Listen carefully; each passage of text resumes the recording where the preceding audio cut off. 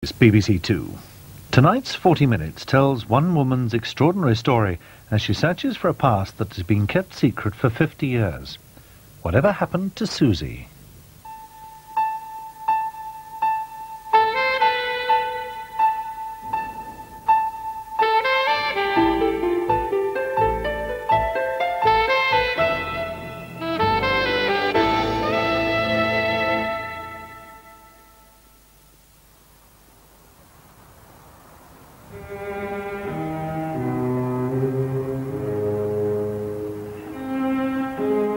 The story of a journey and its consequences.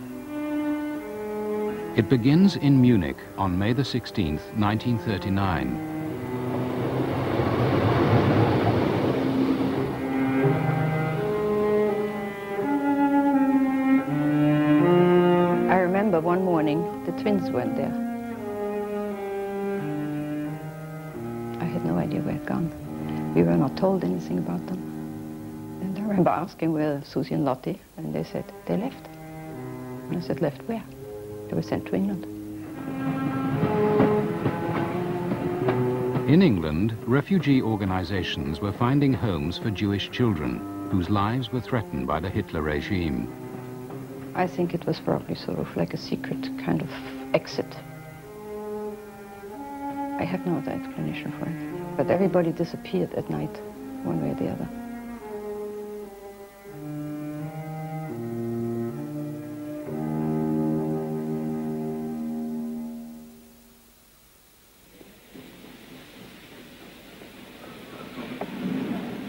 Two days after leaving Munich, twins Lottie and Susi Bechhofer arrived at Liverpool Street Station with identity labels around their necks.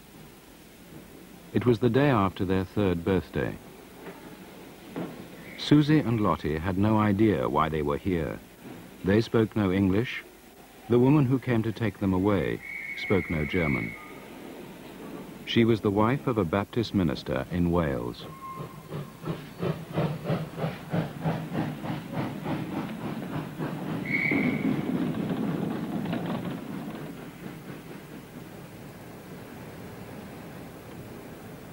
In Wales, the twins were given a new identity. Lottie, on the left, was renamed Eunice. Susi became Grace, a name to celebrate Christianity. We used to talk about, do we think we really belong to this mummy and daddy? And we decided that we didn't think we did. So we said, we'll ask. So we asked Mrs. Hopkins. And I remember she sort of put it off a little bit. I better ask your daddy, to see what he's got to say. And eventually it was said that we came from an orphanage in Munich. There's very little ever told, an orphanage in Munich. And that 3 weeks after we'd come to this country before the war, the orphanage had been burnt with all the records. So that was very plain that we weren't to actually ask any more questions. It was a strict upbringing, dominated by evangelical religion, all fire and brimstone. They were judged, every man according to their works, and death and hell were cast into the lake of fire. This is the second death. It was all quite terrifying, really. Death and hell and fire. And whosoever was not found written in the book of life was cast into the lake of fire. If one didn't believe, one would actually go to hell and burn.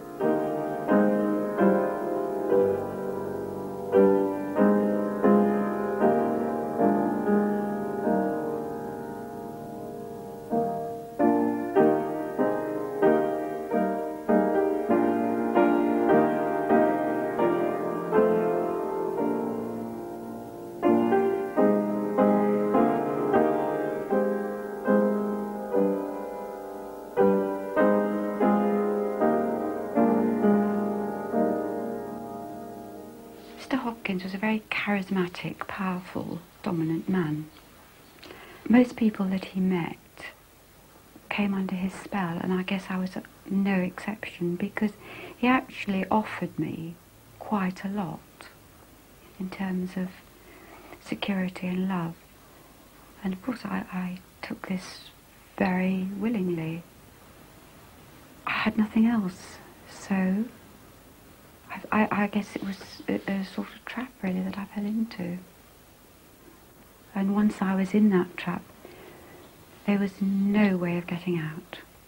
I was there, like a mouse, absolutely trapped. But he just saw to it that I never spoke to anybody else.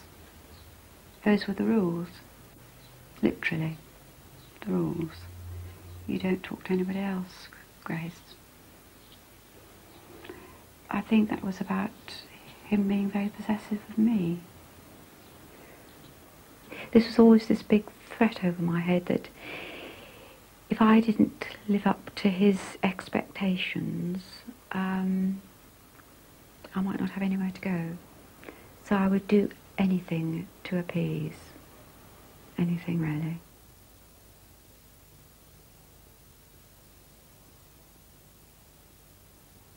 Up until now, the twins had been very close. But when she was 8, Eunice developed a brain tumour. She was disfigured. I resented it. She resented me because I was okay. The fact that she was incapacitated, that she couldn't walk, she couldn't run, conversation was very limited. She wasn't my twin sister.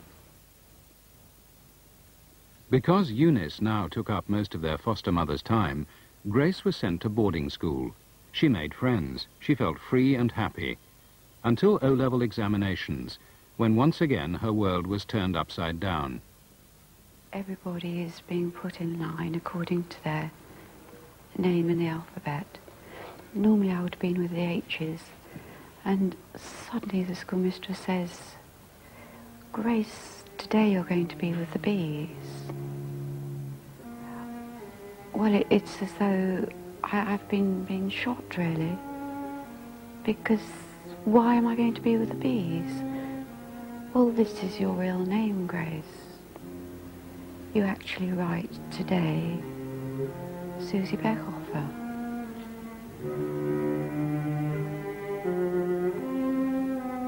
I realise I've got a dual identity, which has been covered up, which is this skeleton in the cupboard. I realise it's me, yes, but it's a part of me that I'm not supposed to know about. And at that point in time, I choose not to know about it, because it's so much easier, actually, to be Grace Hopkins. I guess perhaps I felt a bit like a criminal. It's all caught up with me, all these secrets. I'm not allowed to tell anybody I'm adopted. You're not allowed, Grace, to say anything. You're mine. Today, Grace lives in Rugby. In 1966, she married Alan Stocken.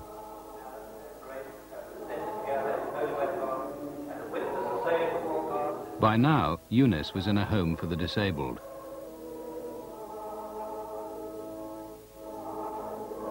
A year after their marriage, Grace and Alan had a son.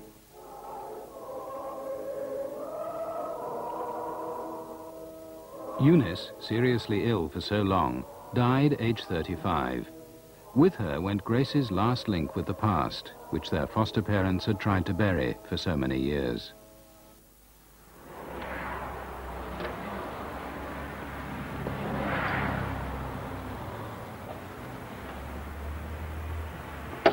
There always seemed to me something about Grace, something that wasn't quite right, you know.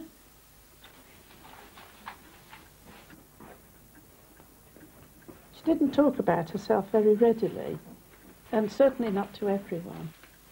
There was a sort of vacuum, I suppose, in a way, and that must have been what made me have this impression that there was something wrong, you know, that there was something amiss. I was lost. I'd lost my mother. I'd lost my twin sister. I'd lost my language. I'd lost everything.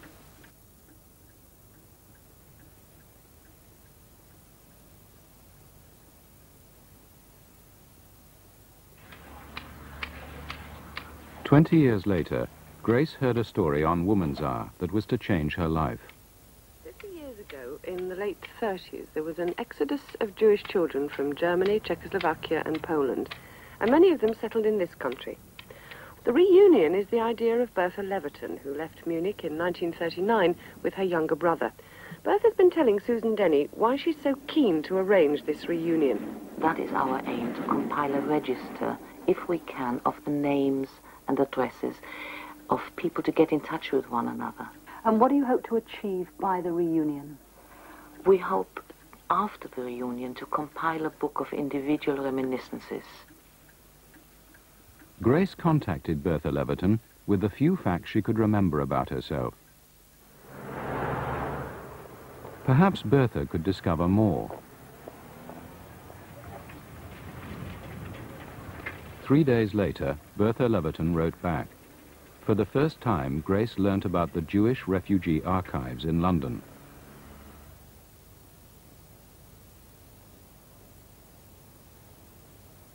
Here, 50 years on, were a number of papers. They gave details of the orphanage in Munich where the twins had been left. Also found were the official government documents allowing Susie and Lottie, Grace and Eunice to enter England. Eunice never sounded right, same as I was Susie and not Grace. I mean, you just can't change names and identity and feel the same. It's impossible as human beings.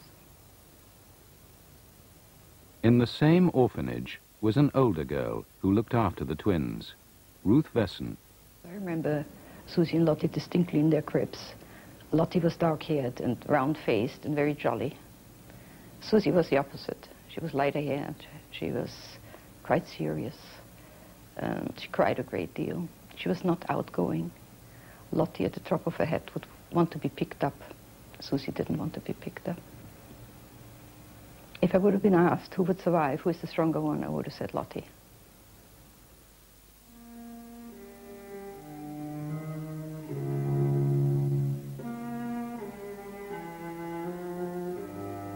"20 children were not rescued from the Munich orphanage.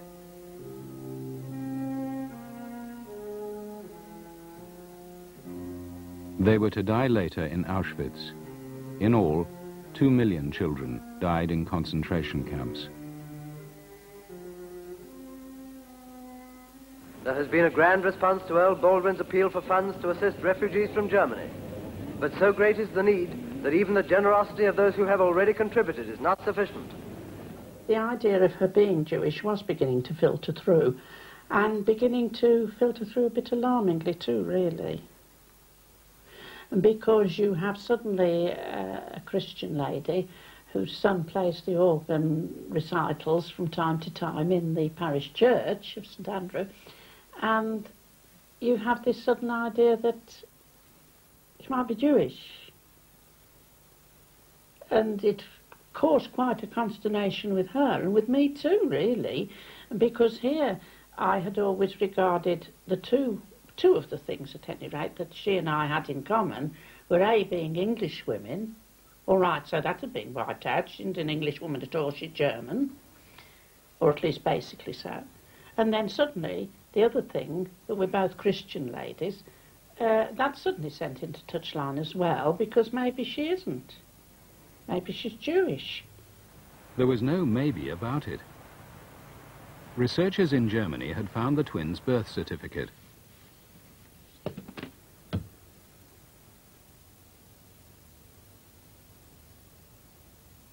They were the daughters of a Jewish woman called Rosa Bechhofer.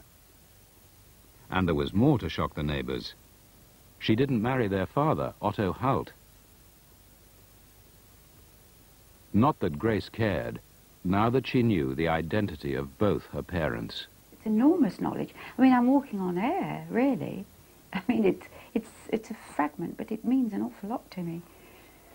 So I'm inspired to actually phone Munich